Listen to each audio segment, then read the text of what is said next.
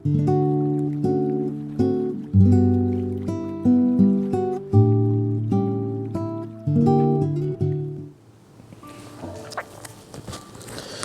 yang dikasih Tuhan, beberapa waktu yang lalu seorang rekan menelpon saya dan dia bercerita bahwa selama kurang lebih 2 minggu ini tokonya mengalami penurunan pelanggan karena proses PSBB atau PPKM yang sekarang kita kenal, yaitu pemberlakuan pembatasan kegiatan masyarakat.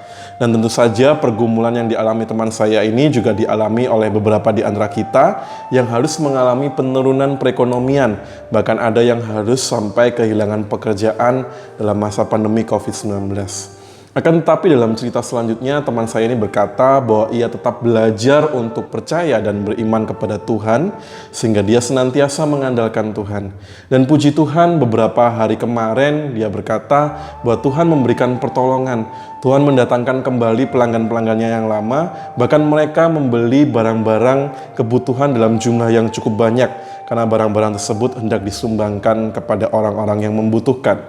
Bahkan dalam ceritanya itu teman saya berkata, Tuhan juga mendatangkan pelanggan-pelanggan yang baru sehingga tokonya boleh kembali mengalami pemulihan, baik itu secara perekonomian maupun secara pendapatan mereka juga mengalami peningkatan. Jemaat yang dikasih Tuhan, melalui cerita teman saya ini saya belajar sesuatu bahwa pertolongan Tuhan tidak pernah terlambat di dalam kehidupan kita.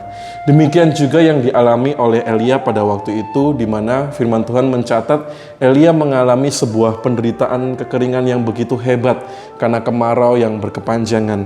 Kalau kita perhatikan dalam 1 Raja-Raja pasal yang ke-17 ayat yang keempat, di situ Tuhan menyatakan pertolongannya dalam kehidupan Elia. Dikatakan, engkau dapat minum dari sungai itu dan burung-burung gagak telah kuperintahkan untuk memberi makan engkau di sana. Sangat luar biasa, menariknya di tengah segala penderitaan yang dialami Elia pada waktu itu, Tuhan justru mengirimkan burung-burung gagak. Yang kita tahu biasanya burung-burung gagak itu mereka datang untuk menantikan bangkai orang-orang yang sudah mengalami kematian karena kekeringan. Akan tetapi Tuhan justru memakai burung-burung gagak ini untuk memberikan makanan kepada Elia yang mengalami penderitaan kelaparan dan kekeringan pada waktu itu. Demikianlah cara Tuhan yang begitu unik, ajaib, dan nyata dalam kehidupan Elia, sehingga di tengah kekeringan yang berkepanjangan, hidup Elia tetap boleh terpelihara, tetap aman di tangan Tuhan. Jemaat yang dikasih Tuhan, melalui peristiwa ini kita dapat melihat, kita dapat juga belajar bahwa Tuhan itu bekerja sangat luar biasa, jauh melampaui apa yang kita pikirkan, jauh melampaui apa yang kita bayangkan. Sekalipun saat ini mungkin kita berada dalam kekeringan kita masing-masing, atau mungkin kita sudah hampir mengalami tanda-tanda kematian di sekitar kita, tetapi kita belajar untuk tetap senantiasa mengandalkan Tuhan. Karena kita tahu bahwa firman Tuhan juga mengatakan Tuhan itu akan senantiasa memelihara kita. Tuhan akan senantiasa memberikan pertolongannya di dalam kehidupan kita.